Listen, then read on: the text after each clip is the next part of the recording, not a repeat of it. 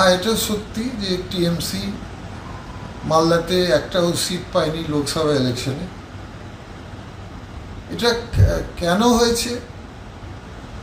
একটা কারণ নেই, অনেক কারণগুলো আছে। টিএমসি মালদা ডিস্ট্রিক্ট বা দুটো সিটকে হারাবার জন্য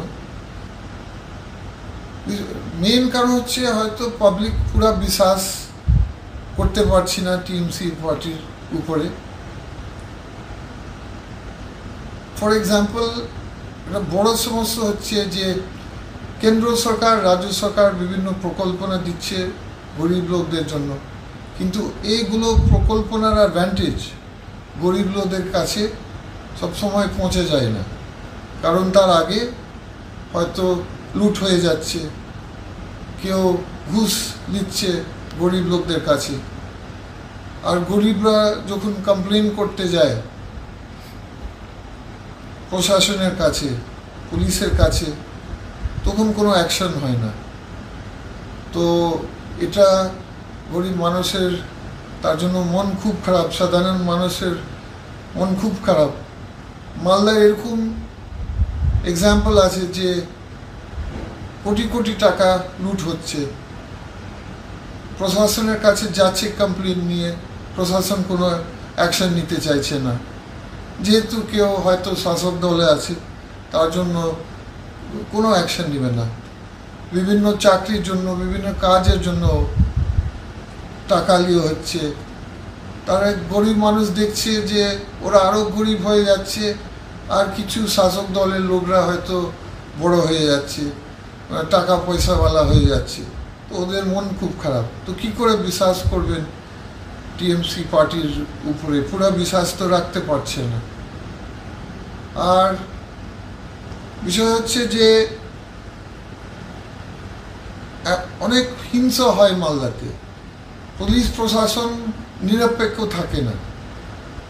যে কোনো ধরুন কাজের ক্ষেত্রে, আমি তো একটা এমএলএ ছিলাম সুজাপুর, আমার ইচ্ছা ছিল অনেক কাজ আনাবার, কিন্তু আমি দেখলাম সে সময় ডিএম যে ছিলেন সে সময়, আর সে সময় যে বিডিও ছিলাম আমার সুজাপুর কনস্টিটিউয়েন্সিতে, অনেক বাঁধা দিয়েছে যাতে কাজ না হয়।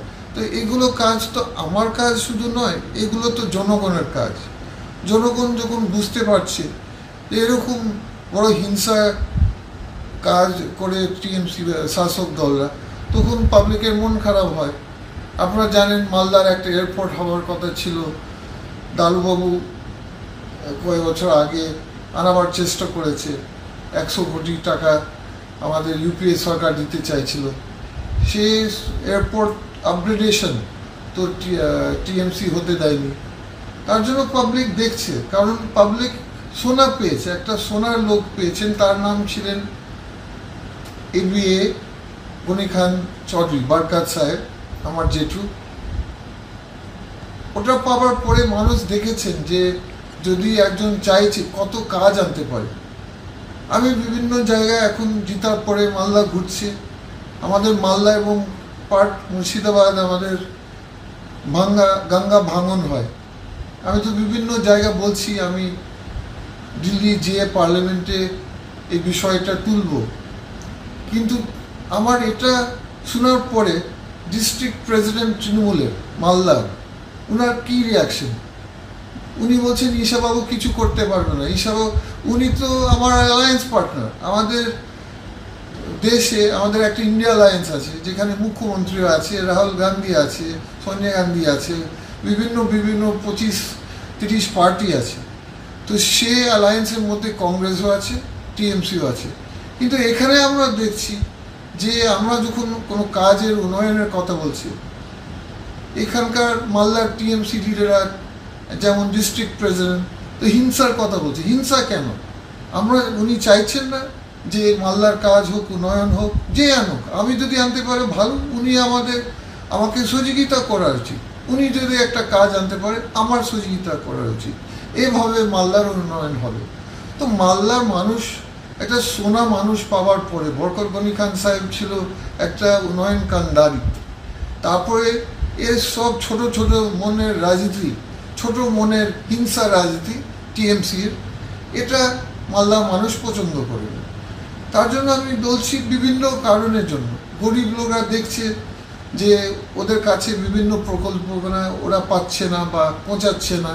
ওরা দেখছে যে টিএমসি পার্টি অনেক সময় হিংসা কাজ আমাদের ওরা অন্য দলদেরকে কাজ করতে দেয় না।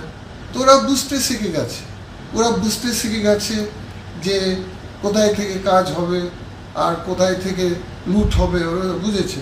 তার জন্য ওইভাবে রেজাল্ট হয়েছে। এটা আমার মনে হয় টিএমসির হাইকমান্ড একটু ভাবার উচিত এগুলো বিষয়গুলো। Thank you.